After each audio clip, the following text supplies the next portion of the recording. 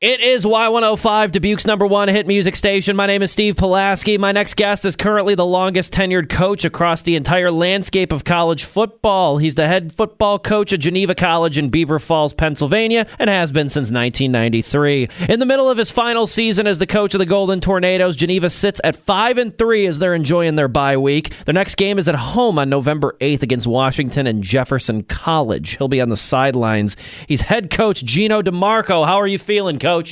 You know what, Steve? I ambivalent. I don't know how to react because we've been going at 100 miles an hour, and we don't have a game tomorrow. So it's in some ways it's great. In other ways, I know that Monday comes and it's going to be back to the grind. Here's my question. I'm sure it varies every single season, but do you prefer an early bye or a later bye? I think, an early bye. It really helps, I think, early in the season.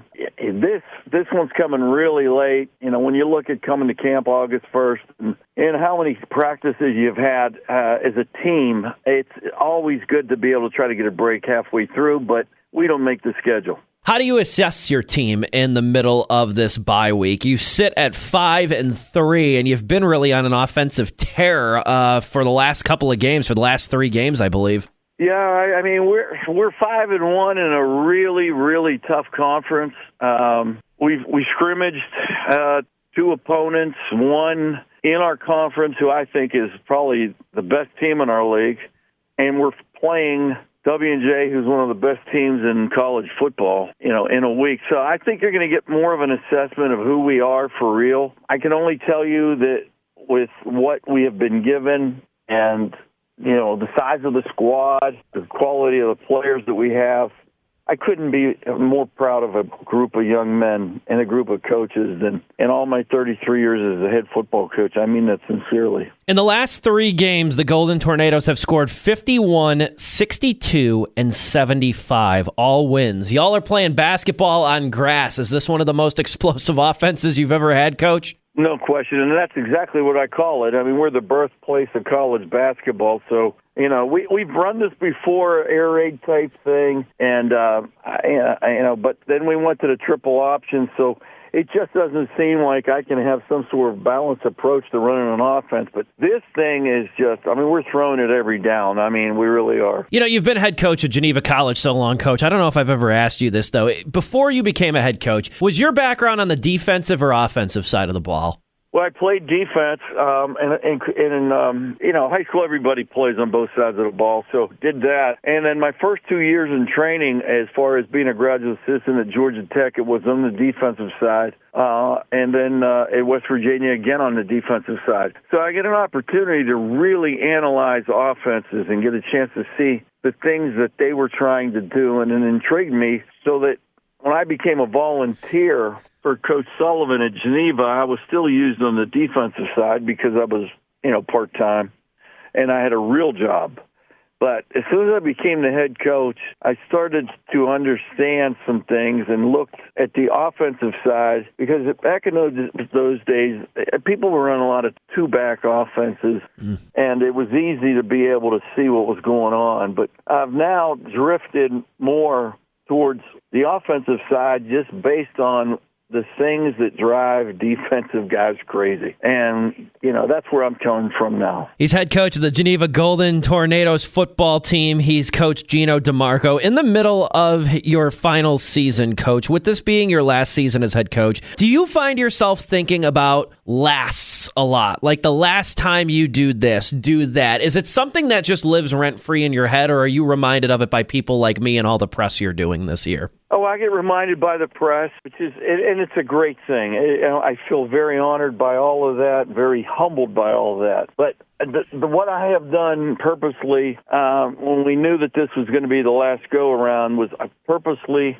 just focused and obsessively have focused on who we're playing, what we're doing, how can we refine this offense, how can we become more efficient in what we do. And on a daily basis, this is just continuous improvement has been the process. And I know that sounds cliche to a lot of people, but it's helped me keep grounded.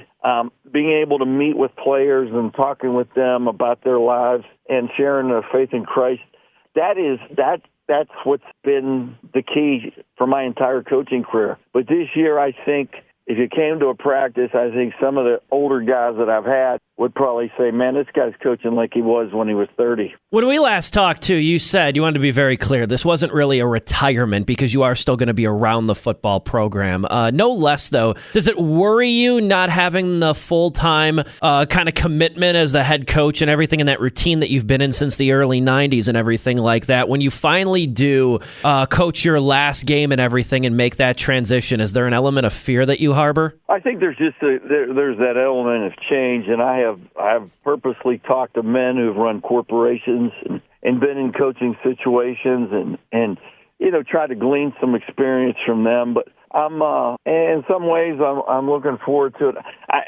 You know what, Steve? I have not allowed myself to fully concentrate on the what's next, and there's going to be a period, because it happens after every football season, because we attack it going, 100 miles an hour, where you kind of hit the wall before you go out and start recruiting. So I really can't answer that question wholeheartedly or honestly until, a month from now. You were tied for the longest time with Tim Clifton, the head coach of the Mars Hill football team in North Carolina, as the longest tenured coach across all of college football, D1, D2, D3, which is what you're in. Clifton retired several months ago and stuff like that, too. What was your reaction to that? Do you have a relationship with Tim Clifton? I tried to reach out to him earlier because we were both in that situation, and I think we played one or two teams that are actually in the conference that they compete. But I didn't know that until my younger brother told me that, like going into the season. Like I thought, we got this thing in the media guy just kept track of this years at a school, graph, and our SID people have done a really good job of keeping up with it. And my younger brother says, there's a guy at Mars Hill that started the same year you did. And we didn't have him on the list. So that kind of like, I was like, oh, boy. All right, well, there goes some of the thunder. And then I was checking on to see how Mars Hill was doing. They were playing Carson Newman. And then I find out that coach had retired the first day of camp, and they gave it to their defensive coordinator that had been there for 30 years. And I say hats off to Mars Hill for keeping that continuity going. It really kind of, I kind of want to call him now and just ask how he's doing, but I'm going to wait for a couple of weeks. Indeed. Again, he's head coach Geno DeMarco of the Geneva College Golden Tornadoes football program. Back to ball, Coach. Do you learn more about your team in a loss or a win?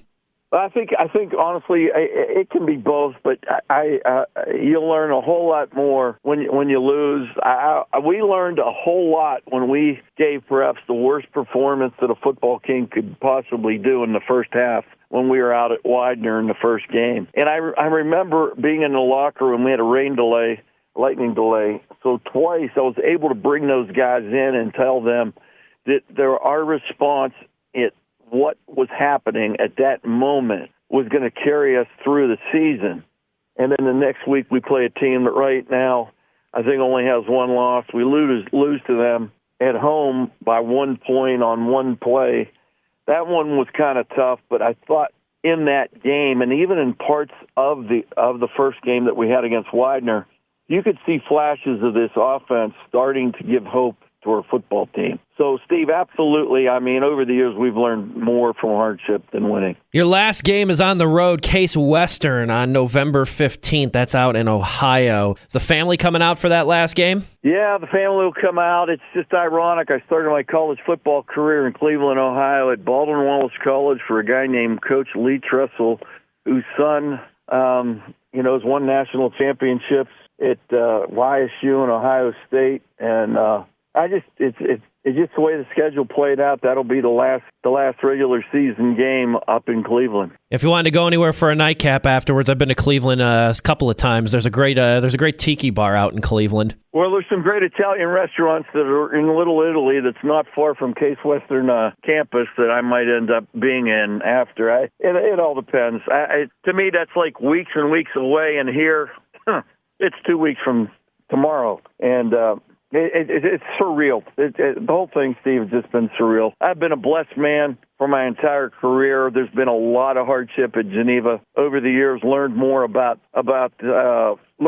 myself, learn more about trusting in the process, and learn more about leaning on Christ in my faith, going through the most difficult times. This is a game. It's a game that I've been blessed to be able to coach in my own backyard with my family around, and to see so many of these kids end up becoming leaders in the community and corporations, and more importantly at home. He's left an indelible mark and continues to do so on his community of Beaver Falls, Pennsylvania, and the surrounding areas. He's head coach Geno DeMarco of the Geneva College Golden Tornadoes. Enjoy your bye week, Coach. Enjoy your week off. I know you're going to get right back to it. You got 2 big games. Hopefully going to end that season strong. I'll be rooting for you from afar, my friend. I always know I got one fan right there in Dubuque, Steve, and I absolutely I relish it, and I thank you for having me on. I really do. I wish we could schedule a game out there in Iowa again. So talk soon. Look forward to it, Coach. Thank you.